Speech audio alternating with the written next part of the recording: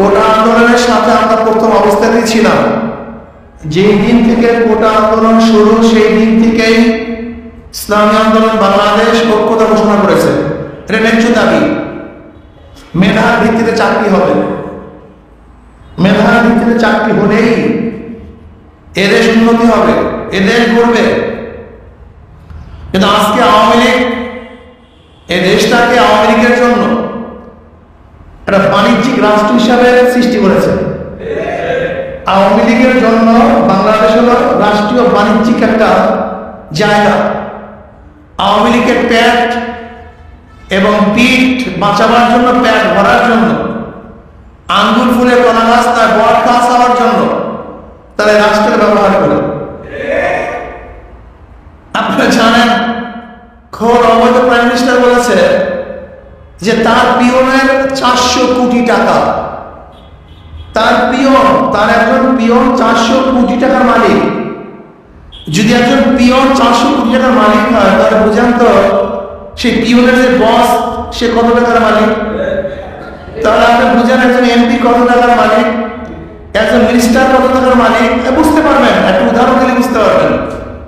ফরিদপুর জেলার একজন ছাত্রলীগের সভাপতি, একজন ছাত্রলীগের সভাপতি শুধু বিদেশের টাকা পাচার করেছে 2000 কোটি। আর চীনে যাওয়ার পরে চীন সরকার বাংলাদেশ সরকারকে ভিক্ষা দিয়েছে মাত্র 1600 কোটি।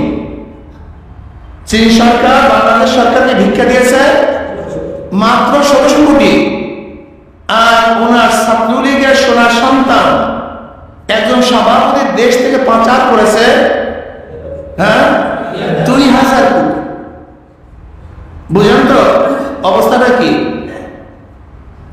আজকে এদেশ থেকে কোন কোন রেকর্ডের মধ্যে আসছে 10 লক্ষ কোটি টাকা, কোন কোন রেকর্ডের মধ্যে আছে 12 লক্ষ কোটি, কোন কোন রেকর্ডের মধ্যে 14 লক্ষ কোটি টাকা শুধু বাংলাদেশ থেকে পাচার হয়ে গেছে। 14 লক্ষ কোটি টাকা।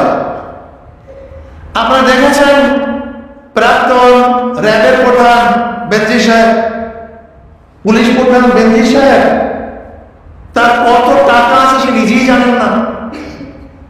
আবার বের হয়েছে মতিউর রহমান সাহেব, তার অবস্থা সম্পর্কে আপনারা দেখেছেন। আসাদ সাহেবের অবস্থা সম্পর্কে দেখেছেন। কিসের আসাদ আসে, কিসের বেনজির আর কিসের মতিউর। সরকারের সাথে যারাই যোগাযোগ রক্ষা করে চলছে, সরকারের যারা চামচাগিরি করছে, আওয়ামী লীগের রং যারা তার মধ্যে আছে, মনে করবেন তারাই এই দেশের হাজার হাজার কোটি টাকা আত্মসাৎ করেছে। আর রাজাকার শব্দটা হলো আওয়ামী লীগের জন্য সমস্ত অপকর্মকে জায়েজ করার সবচেয়ে বড় স্লোগান হলো তুই রাজাকার। এই তুই রাজাকার শব্দটা কখনো আওয়ামী লীগ ব্যবহার করে যখনই বড় বড় অপকর্মকে আড়াল করতে চায়, ধামা চাপা দিতে চায়, গোপন করতে চায়, তখনই তাদের শব্দ কি? তুই রাজাকার। যেরকম আজকে কোটার মাধ্যমে আওয়ামী লীগের এক ক্যাম্পাস করতে চায় বাংলাদেশ সরকারের সমস্ত প্রশাসনকে, সেই কারণেই আজকে ওরা স্লোগান দিয়েছে তুই রাজাকার। আসলে ওরা যাকে রাজাকার বলছে তারা রাজাকার নয়, বরং ওরা হলো নব্য ভারতের রাজাকার। ওরা ভারতের কাছে দেশটাকে বিক্রি করতে চায়। রাজাকার বলতে আমরা কি বুঝি?